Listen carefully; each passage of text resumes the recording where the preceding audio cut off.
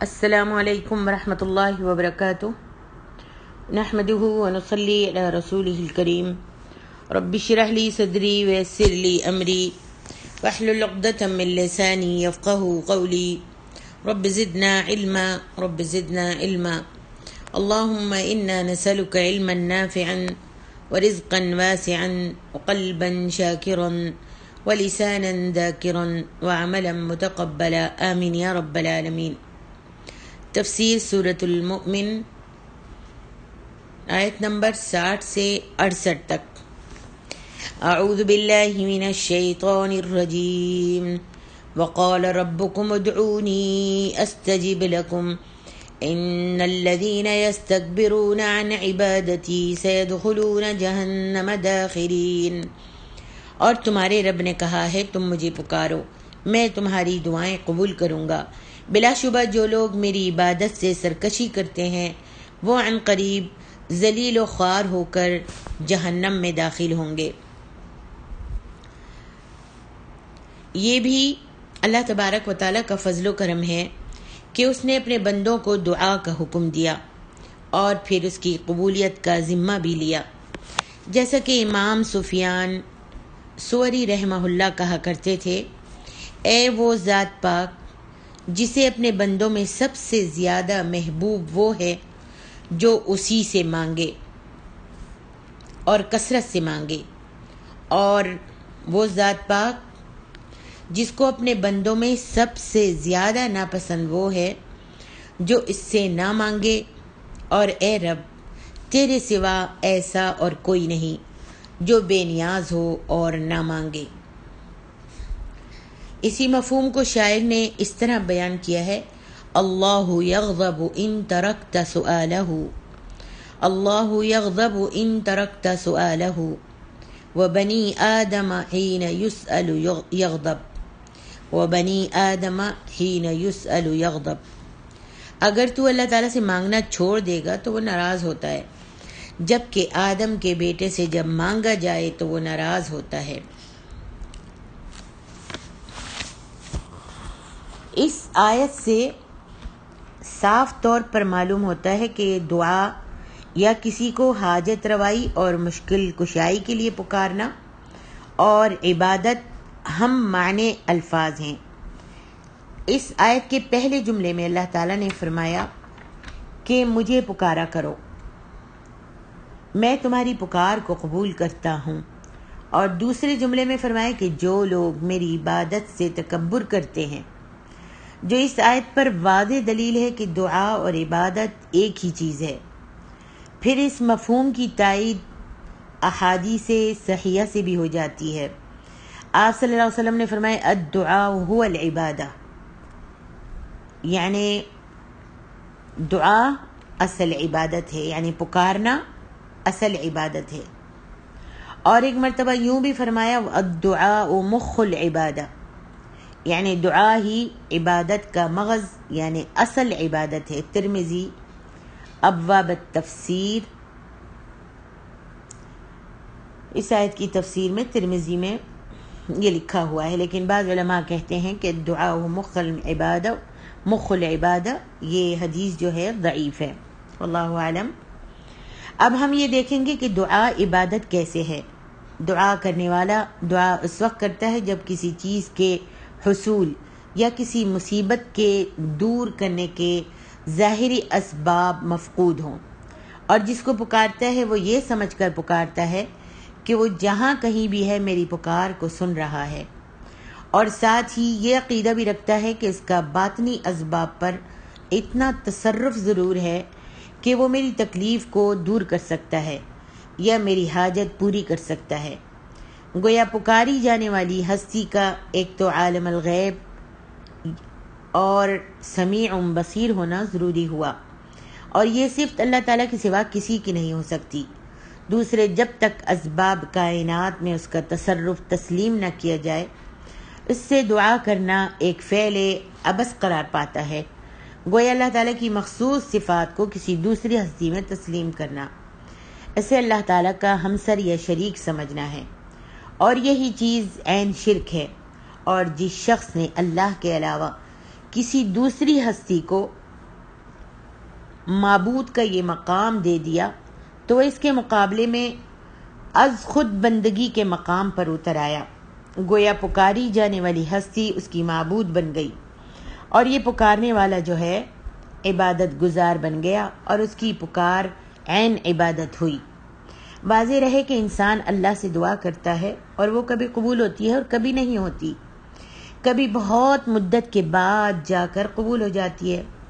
تو اس کے کچھ آداب ہیں، کچھ اسباب ہیں اور کچھ موانع ہیں جن کی تفصیل احادیث میں مذکور ہے۔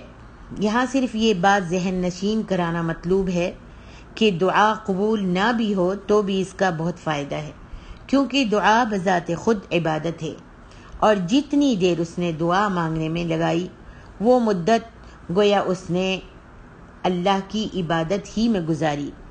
لہذا ہمیں یہی حکم ہے کہ ہم اللہ سے دعا مانگتے رہیں۔ اس کا قبول کرنا نہ کرنا یا دیر میں قبول کرنا سب کچھ اللہ تعالیٰ کی حکمت کے تابع ہے۔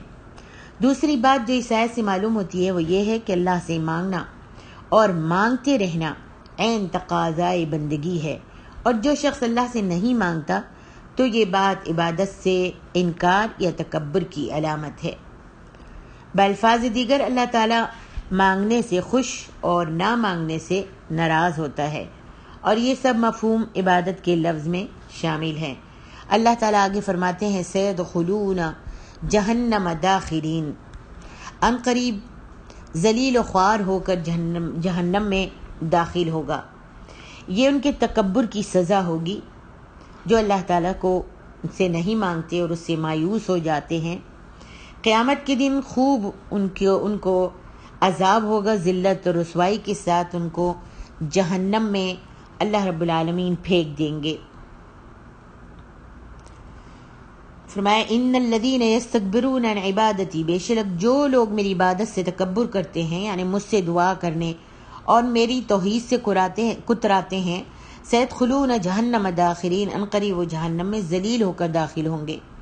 داخرین کے معنی ذلیل اور رسوا اور حقیر کے ہیں، جیسا کہ امام احمد نے عمرو بن شعیب سے، انہوں نے ان کے باپ سے اور انہوں نے ان کے دادا سے روایت کیا ہے۔ نبی علیہ السلام نے فرمایا تکبر کرنے والوں کو قیامت کے دن انسانوں کی صورتوں میں چیونٹیوں کی طرح اٹھایا جائے گا، جن پر ہر قسم کی ذلت اور رسوائی چھائی ہوگی، حتیٰ کہ وہ جہنم کی ایک جیل میں داخل ہوں گے جسے بولس کہا جائے گا۔ پس آگوں کی آگ ان پر چھائی ہوگی اور انہیں پینے کے لیے دوزخیوں کا لہو اور پیپ دیا جائے گا۔ اللہم اجرنا من النار۔ آگے ارشاد ربانی ہے اللہ الذی جعل لکم اللیل لتسکنوا فیہ والنہار مبصرا ان اللہ لذو فضل علی الناس ولكن اکثر الناس لا یشکرون ذلکم اللہ ربکم خالق کل شیء لا الہ الا هو فأنا تؤفکون كذلك يؤفك الذين كانوا بآيات الله يجحدون الله الذي جعل لكم الأرض قرارا والسماء بناء وصوركم فأحسن صوركم ورزقكم من الطيبات ذلكم الله ربكم فتبارك الله رب العالمين هو الحي لا إله إلا هو فادعوه مخلصين له الدين الحمد لله رب العالمین۔ اللہ وہ ہے جس نے تمہارے لیے رات تاریک بنائی تاکہ تم اس میں آرام کرو، اور دن کو دکھلانے والا روشن بنایا۔ بلا شبہ ان لوگوں پر بڑے فضل والا اللہ تعالیٰ ان لوگوں پر بڑے فضل والا ہے، اور لیکن اکثر لوگ شکر نہیں کرتے۔ یہی اللہ تمہارا رب ہے، ہر شے کا پیدا کرنے والا، اس کے سوا کوئی سچا معبود نہیں، پھر تم کہاں بہکائے جاتے ہو۔ اسی طرح وہ لوگ بہکائے جاتے رہے ہیں جو اللہ کی آیات کا انکار کیا کرتے تھے۔ اللہ وہ ہے جس نے زمین کو تمہارے لیے قرار گاہ اور آسمان کو چھت بنایا، اور اس نے تمہاری صورتیں بنائیں تو بہت اچھی صورتیں بنائیں، اور اس نے تمہیں پاکیزہ چیزوں سے رزق دیا۔ یہی اللہ تمہارا رب ہے، سو اللہ رب العالمین بہت بابرکت ہے، وہ زندہ ہے، اس کے سوا کوئی برحق معبود نہیں، لہذا تم اس کے لیے بندگی کو خالص کرتے ہوئے اسی کو پکارو۔ سب تعریفیں اللہ رب العالمین کے لیے ہی ہیں۔ فرمایا اللہ الذی، رات کو نہ سورج کی گرمی ستاتی ہے اور نہ ہی سورج جیسی تیز روشنی ہوتی ہے، تاریکی اور مناسب حد تک ٹھنڈک، یہ دونوں باتیں نیند اور آرام کرنے کے لیے سازگار ہیں، اور دن کو کام کاج کے لیے روشن بنایا کہ اس میں کسی مصنوعی روشنی کے بغیر ہی کام چل سکتا ہے۔ رات اور دن کو اللہ تعالیٰ نے دلیل توحید کے طور پر پیش فرمایا ہے۔ مطلب یہ ہے کہ دن اور رات سورج کے اور زمین کے درمیان ایک انتہائی باقاعدہ نظام کی نشاندہی کرتے ہیں، جس سے واضح طور پر معلوم ہوتا ہے کہ سورج اور اس زمین کا خالق، مالک اور ان پر کنٹرول کرنے والی ہستی ایک ہی ہو سکتی ہے۔ اگر ان سیاروں کے مالک الگ الگ دیوتا ہوتے، جیسا کہ مشرکوں کا خیال ہے، تو یہ دن رات کا نظام کبھی باقاعدگی کے ساتھ چل نہیں سکتا تھا۔ پھر اسی رات اور دن کے نظام میں اور رات کو آرام کرنے اور دن کو کام کرنے میں اللہ تعالیٰ کے حیران کن عجائبات ہیں۔ دن کو کام کرتے وقت انسان کے بے شمار خلیے ضائع اور تباہ ہوتے رہتے ہیں۔ رات کو جب انسان آرام کرتا ہے تو نیند کی حالت میں ان ضائع شدہ خلیوں کی جگہ دوسرے نئے خلیے پیدا ہو جاتے ہیں، اور جب یہ کام ٹھیک طور پر مکمل ہو چکتا ہے تو انسان جاگ اٹھتا ہے، گویا اس کا آرام کا وقت پورا ہو گیا۔ پھر وہ نئے سرے سے تازہ دم ہو کر صبح کو پھر سے کام کاج کرنے کے قابل ہو جاتا ہے، اور اللہ تعالیٰ کا بنایا ہوا یہ نظام خود کار ہے۔ اگر انسان کام کرنے کے بعد آرام نہ کرے تو نیند اسے جہاں بھی ہو دبا لیتی ہے اور اسے اضطراراً آرام کرنا پڑتا ہے۔ اگر پھر بھی انسان اپنے اس فطری تقاضے کو پورا نہ کرے یا پورا کرنے میں کوتاہی کرے تو انسان کی صحت تباہ ہو جاتی ہے۔ فرمایا ان اللہ لذو فضل علی الناس ولکن اکثر الناس لا یشکرون۔ اللہ تبارک و تعالیٰ کی تو انسان پر اس قدر عنایات ہیں، اس قدر اس کے فضل ہیں، مگر انسان ایسا ناشکرا اور نمک حرام واقع ہوا ہے کہ اللہ کا شکر ادا کرنے کے بجائے اس کے شریک ٹھہرانے لگتا ہے۔ ذالکم اللہ ربکم خالق کل شیء لا الہ الا هو فانا تؤفکون۔ ایک عام اور معمولی عقل رکھنے والے انسان کو بھی ایسے سادہ اور عام فہم دلائل کی سمجھ آ سکتی ہے، مگر اسے بہکانے والے کوئی اور حضرات ہیں جن کے شرکیہ رسوم کے ساتھ اپنے ذاتی مفادات وابستہ ہیں۔ ایسے ہی لوگوں نے عام الناس کو اپنے جال میں اس طرح پھنسا رکھا ہے کہ انہیں یہ سمجھ ہی نہیں آنے دیتے کہ کس خوبصورتی کے ساتھ انہیں اصل راستے سے پھیر دیا گیا ہے۔ آگے ارشاد ربانی ہے، اللہ الذی جعل لکم الارض قرارا والسماء بناء۔ زمین کے جائے قرار ہونے کے بھی کئی پہلو ہیں۔ ایک یہ کہ جب اللہ تعالیٰ نے زمین کو پیدا کیا تو وہ ہچکولے لے رہی تھی، یعنی ہل رہی تھی۔ پھر اللہ تعالیٰ نے ایسے توازن و تناسب سے اس میں پہاڑ رکھ دیے کہ وہ انسانوں اور تمام جانداروں کے لیے جائے قرار بن گئی۔ دوسرا پہلو یہ ہے کہ انسان اسی زمین پر پیدا ہوتا ہے، اسی پر زندگی گزارتا ہے، اسی میں مرنے کے بعد دفن ہوتا ہے۔ اور تیسرا پہلو یہ ہے کہ انسان کے کھانے پینے، لباس اور دوسری تمام ضروریات اسی زمین سے وابستہ ہیں، اور اگر اللہ تعالیٰ زمین میں ایسی خصوصیات نہ رکھتا تو نہ یہاں کوئی جاندار زندہ رہ سکتا تھا اور نہ ہی زمین جائے قرار بن سکتی تھی۔ فرمایا وَالسَّمَاءَ بِنَاءً وَصَوَّرَكُمْ فَأَحْسَنَ صُوَرَكُمْ۔ اس مقام پر آسمان کو چھت قرار دیا گیا ہے، جبکہ سورۃ انبیاء کی آیت نمبر 32 میں اسے سقفا محفوظا یعنی محفوظ چھت قرار دیا گیا ہے، اور چھت کا فائدہ یہ ہوتا ہے کہ وہ آفات سماوی سے محفوظ رکھتا ہے۔ یہی فائدہ آسمانی دنیا کا ہے۔ اس وسیع کائنات میں لا تعداد سیارے اور ٹوٹنے والے ستارے انتہائی تیز رفتاری سے تیرتے پھرتے ہیں۔ یہ آپس میں بعض دفعہ ٹکرا کر پاش پاش بھی ہو جاتے ہیں، مگر اللہ تعالیٰ نے ہمارے اوپر یہ محفوظ چھت بنا دی ہے، ورنہ عالم بالا کی آفات زمین پر بارش کی طرح برس کر زمین والوں کو تہس نہس کر دیتی۔ اس آسمان سے گزر کر کوئی تباہ کن چیز ہم تک نہیں پہنچ سکتی، حتیٰ کہ آفاق کی مہلک شعاعیں بھی ہم تک نہیں پہنچ پاتی۔ اسی وجہ سے ہم اس زمین پر امن و چین سے زندگی بسر کر رہے ہیں۔ سبحان اللہ۔ آگے فرمایا وَصَوَّرَكُمْ فَأَحْسَنَ صُوَرَكُمْ، تمہاری شکل و صورت تمام جانداروں سے اعلیٰ قسم کی بنائی۔ دوسرے جانداروں سے انسان کی نمایاں جسمانی خصوصیات یہ ہیں کہ تمام جاندار اپنے منہ سے غذا کھاتے ہیں، جبکہ انسان اپنے ہاتھ سے خوراک منہ تک لے جاتا ہے۔ اکثر جاندار زمین پر ہی رینگتے یا 4 پیروں پر چلتے ہیں، جبکہ انسان 2 پاؤں پر چلتا ہے اور اپنا جسم سیدھا رکھ کر چلتا ہے۔ انسان کے ہاتھ اور پاؤں کثیر المقاصد ہیں۔ جتنا کام انسان اپنے ہاتھ پاؤں سے لے سکتا ہے، دوسرا کوئی جاندار بھی نہیں لے سکتا۔ اس کے بے نظیر جسم اور جسمانی صلاحیتوں کے علاوہ جتنی ذہنی صلاحیتیں اللہ تعالیٰ نے انسان کو بخشی ہیں، وہ کسی دوسرے جاندار کو نہیں دی گئیں، اور یہ صلاحیتیں عطا کرنا صرف اور صرف اللہ رب العالمین کا فضل و کرم ہے، جس میں کسی دیوتا، کسی نبی، کسی ولی، کسی بزرگ کا کچھ بھی دخل نہیں ہوتا۔ فرمایا وَرَزَقَكُم مِّنَ الطَّيِّبَاتِ، جتنی بھی پیداوار زمین سے اگتی ہیں اس کا بہترین حصہ انسان کی خوراک کے کام آتا ہے۔ کسی جاندار کو اتنی عمدہ اور لذیذ چیزیں کھانے کو میسر نہیں آ سکتی جتنی انسان کو یہ میسر آتی ہیں۔ یہ ٹھنڈا میٹھا اور نتھرا ہوا صاف شفاف پانی، یہ غلے، یہ پھل، یہ ترکاریاں، یہ دودھ، یہ شہد، یہ گوشت، یہ نمک مرچ اور مسالے انسان کی صرف غذا کا ہی کام نہیں دیتے، بلکہ انسان ان سے اور پھر ان سے دوسری بہت چیزیں تیار کر کے زندگی کا لطف اٹھاتا ہے۔ پھر انسان خوشبودار پھولوں اور ان سے عطریات تیار کر کے جو لطف اٹھاتا ہے وہ دوسرے کسی جاندار کے حصے میں نہیں آتے۔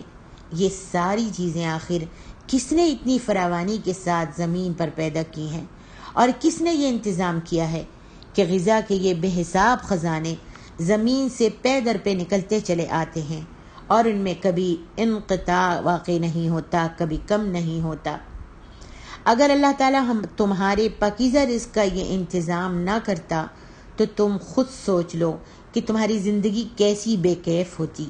کیا یہ بات اس امر کا صریح ثبوت نہیں ہے کہ اللہ رب العالمین محض خالق ہی نہیں بلکہ وہ حکیم اور رحیم بھی ہے۔ اللہ اکبر۔ آگے ارشاد ربانی ہے هو الحی لا الہ الا هو فادعوه مخلصین له الدین، وہی ایک ذات ایسی ہے کہ ازل سے زندہ ہے اور ابد الآباد تک زندہ رہے گی۔ باقی سب چیزیں حادث ہیں اور وہ کسی نہ کسی وقت فنا سے دوچار ہو جائیں گی، خواہ وہ جاندار ہیں یا بے جان۔ باقی تمام جانداروں کی زندگی اللہ رب العالمین کی عطا کردہ ہے، جبکہ اس کی زندگی ذاتی ہے، لہذا اصل میں زندہ کہلانے کا وہی اللہ رب العالمین مستحق ہے۔ پھر جس طرح اس کی زندگی ازلی اور ابدی ہے، اسی طرح اس کی دوسری تمام صفات بھی ازلی اور ابدی ہیں، اور معبود برحق صرف وہی ذات ہو سکتی ہے جس کی حیات اور دوسری صفات مستقل اور دائمی ہوں۔ دوسرے کسی الہ میں یہ صفات موجود نہیں ہیں۔ آگے ارشاد ربانی ہے قل انی نہیت ان اعبد الذین تدعون من دون اللہ لما جاءنی البینات من ربی وامرت ان اسلم لرب العالمین هو الذی خلقکم من تراب ثم من نطفة ثم من علقة ثم يخرجكم طفلا ثم لتبلغوا أشدكم ثم لتكونوا شيوخا ومنكم من يتوفى من قبل ولتبلغوا أجلا مسمى ولعلكم تعقلون هو الذي يحيي ويميت فإذا قضى أمرا فإنما يقول له كن فيكون۔ آپ کہہ دیجئے بے شک مجھے اس سے روک دیا گیا ہے کہ میں ان کی عبادت کروں جنہیں تم اللہ کے سوا پکارتے ہو۔ جبکہ میرے پاس میرے رب کی طرف سے واضح نشانیاں آ گئیں اور مجھے یہ حکم دیا گیا ہے کہ میں رب العالمین کا فرما بردار رہوں۔ وہی ہے جس نے تمہیں مٹی سے پیدا کیا، پھر نطفے سے، پھر جمے ہوئے خون سے، پھر وہ تمہیں بچے کی صورت میں نکالتا ہے، پھر تاکہ تم اپنی جوانی کی قوتوں کو پہنچو، پھر تاکہ تم بوڑھے ہو جاؤ، اور تم میں سے کچھ وہ ہیں جو اس سے پہلے ہی فوت کر دیے جاتے ہیں، اور تاکہ تم ایک مقررہ مدت کو پہنچو، اور تاکہ تم سمجھو وہی تو ہے جو زندہ کرتا ہے اور مارتا ہے، پھر جب وہ کسی کام کا فیصلہ کرتا ہے تو وہ بس اسے کہتا ہے ہو جا، اور وہ کام جو ہے فوراً کے فوراً ہو جاتا ہے۔ اس آیت میں بھی دعا اور عبادت کو ایک دوسرے کا ہم معنی قرار دیا گیا ہے۔ قُلْ إِنِّي نُهِيتُ أَنْ أَعْبُدَ الَّذِينَ تَدْعُونَ مِن دُونِ اللَّهِ۔ نیز اس آیت میں ان کافروں کو دو ٹوک اور کھڑا کھڑا جواب دیا گیا ہے جو کچھ لینے اور کچھ دینے یعنی مداہنت کے اصول پر سمجھوتے کی راہ ہموار کرنا چاہتے تھے۔ اللہ تعالیٰ نے فرمایا هو الذی خلقکم من تراب ثم من نطفۃ، اللہ تعالیٰ نے زمین کے بے جان ذروں سے تمہارے لیے خوراک پیدا کی، اسی بے جان خوراک سے کئی مراحل طے کرنے کے بعد تمہارے اندر منی پیدا ہوئی، اور اطباء کے قول کے مطابق منی چوتھے ہضم کے نتیجے میں پیدا ہوتی ہے۔ پھر اسی منی کا قطرہ جب ماں کے رحم میں داخل ہوتا ہے اور اسے رحم مادر قبول کر لیتا ہے تو اس پر کئی ادوار آتے ہیں، بعد میں اس میں روح پھونکی جاتی ہے اور ایک مقررہ مدت کے بعد خوبصورت شکل اور محیر العقول صلاحیتیں لے کر رحم مادر سے باہر آ جاتا ہے۔ اس وقت وہ نہ چل سکتا ہے، نہ بول سکتا ہے، نہ کچھ سمجھ سکتا ہے۔ پھر آہستہ آہستہ اس میں وہ قوت نشو و نما پانے لگتی ہیں جو اللہ تبارک و تعالیٰ نے اس کی فطرت میں رکھ دی ہیں۔ انسان کے بڑھنے کے ساتھ اس کی عقل، اس کا فہم، اس کی جسمانی قوت، اس کا قد و قامت، غرض ہر چیز بڑھتی چلی جاتی ہے۔ پھر اس پر بڑھاپے کا وقت آتا ہے تو پہلے جیسی غذائیں کھانے کے باوجود قد جو ہے بڑھنا رک جاتا ہے اور دوسری قوتوں میں کمی واقع ہونا شروع ہو جاتی ہے، اور آخری مرحلہ موت ہے جو کبھی تو بچپن میں ہی آ جاتی ہے اور کبھی اسقاط ہو جاتا ہے، کبھی جوانی میں انسان مرتا ہے اور کبھی بوڑھا کھسٹ ہونے کے باوجود بستر مرگ پر ایڑیاں رگڑتا رہتا ہے مگر اسے موت ہی نہیں آتی۔ ذرا سوچئے، ان مراحل میں سے کوئی مرحلہ بھی ہمارے اپنے اختیار میں ہے یا کسی پیر و مرید کے اختیار میں ہے؟ پھر اگر موت کے بعد دوبارہ اٹھنے کا ایک اور مرحلہ تم پر گزر جائے تو تم اسے کیسے مشکل اور محال سمجھتے ہو؟ پھر موت ایک ایسا اضطراری امر اور اٹل حقیقت ہے جو اپنے اندر کئی تلخ حقائق سمیٹے ہوئے ہے۔ کوئی فقیر ہے، کوئی امیر، کوئی بادشاہ اس کی گرفت سے نہ آج تک بچ سکا ہے نہ آئندہ بچ سکے گا۔ پھر اس کا جو وقت مقرر ہے وہ بھی آگے پیچھے نہیں ہو سکتا۔ بعض دفعہ انسان بے شمار حوادث سے بچ جاتا ہے اور موت کے منہ سے بچا رہتا ہے، اور بعض دفعہ ایک معمولی سا حادثہ اس کا جان لیوا ثابت ہو جاتا ہے، اس کی جان لے لیتا ہے۔ کوئی بادشاہ کسی اعلیٰ سے اعلیٰ ہسپتال سے داخل ہو کر اور ماہر ڈاکٹروں کی خدمات حاصل کرنے کے باوجود موت کے وقت کو آگے پیچھے نہیں کر سکتا، اور اس میں جو ایک مرد مومن اور صاحب عقل کے لیے سبق ہے وہ یہ ہے کہ دشمن اسلام طاقتیں جتنا بھی زور لگا لیں، جتنی بھی سازشیں تیار کر لیں، کسی کا بال بی کا نہیں کر سکتی جب تک کہ اس کی موت کا وقت نہ آئے۔ حضرت خالد بن ولید کو دیکھیے، تقریباً 100 جہاد کے معرکوں میں شریک ہوئے لیکن موت نہیں آئی، اور موت آئی تو بستر مرگ پر گھر میں ہی آئی۔ یہ عقیدہ ایک مجاہد میں بے پناہ جرت پیدا کر دیتا ہے۔ پھر اس کا ایک اور پہلو بھی قابل غور ہے۔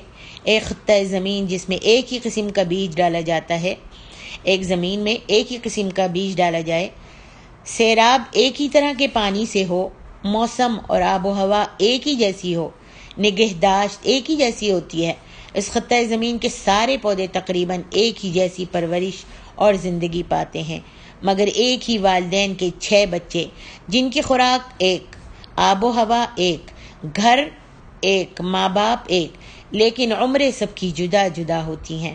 کوئی بچپن میں مرتا ہے، کوئی جوانی میں مرتا ہے، اور کوئی اتنا بوڑھا اور ذلیل ہو جاتا ہے کہ وہ خود چاہتا ہے کہ اللہ اسے دنیا سے اٹھا لے، مگر اسے موت ہی نہیں آتی۔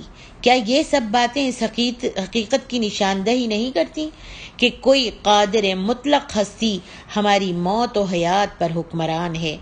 کسی دیوتا، کسی پیر، کسی فقیر، کسی ستارے اور آستانے والے کا اس میں کچھ دخل نہیں، یا کم از کم حکیم اور ڈاکٹر خود تو نہ مرتے۔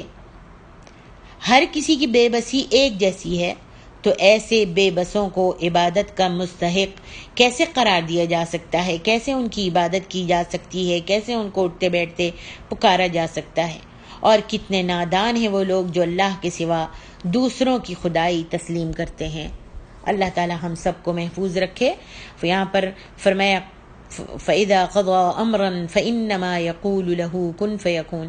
جب بھی اللہ تعالیٰ کسی کام کا فیصلہ کرتا ہے تو بس اتنا ہی کہتا ہے، ہو جا، اور وہ کام آنن فانن ہو جاتا ہے۔ اس کی تفسیر پیچھے کئی بار گزر چکی ہے، اور سورۃ یاسین میں بھی اس کی تفسیر گزر چکی ہے۔ الحمدللہ۔